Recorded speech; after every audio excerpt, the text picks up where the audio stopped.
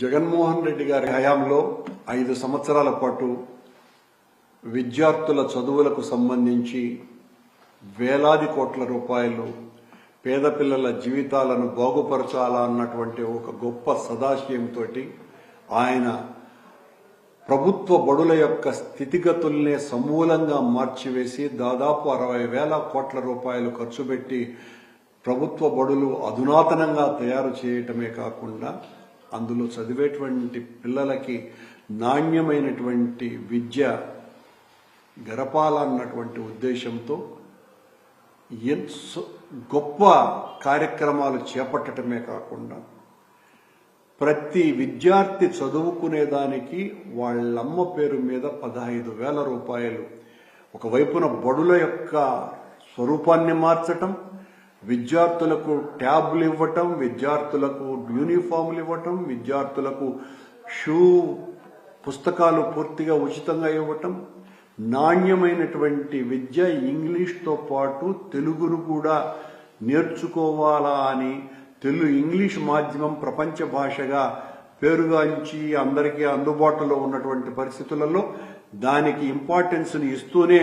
మాతృభాషకి ఎక్కడా విఘాతం కలిగించకుండా ఆయన తీసుకున్నటువంటి చర్యలు, దానికి తోడు అదనంగా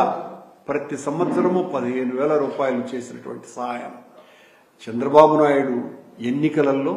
ఆయన 15,000 ఇచ్చేదేంది, నేను 20,000 ఇస్తా, నేను ఇంకా ఎక్కువ చేస్తా అని చెప్పినటువంటి చంద్రబాబు నాయుడు అధికారంలోకి వచ్చేప్పటికి 7 నెలలైనా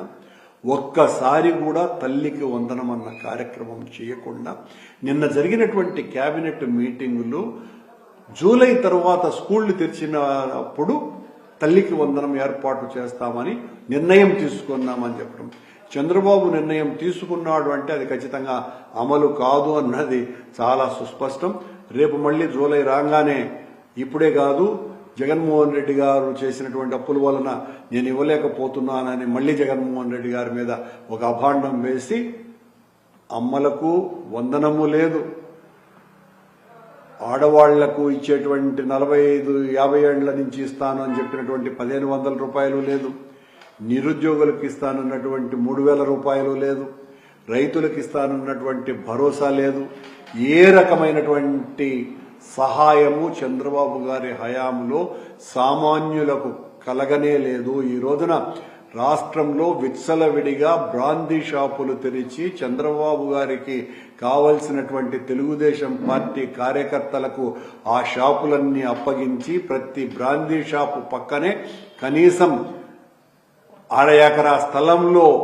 బార్లు లాగా అక్కడే తాగిపిస్తూ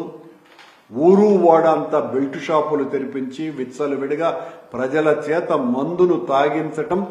ఉద్యమంగా చెయ్యటం తప్ప చంద్రబాబు గారి పాలనలో ఏ మంచి జరగలేదు. అమ్మకు వందనం కాదు, అమ్మకు తీరని నష్టం కలిగించినారు చంద్రబాబు నాయుడు అని తెలియదు.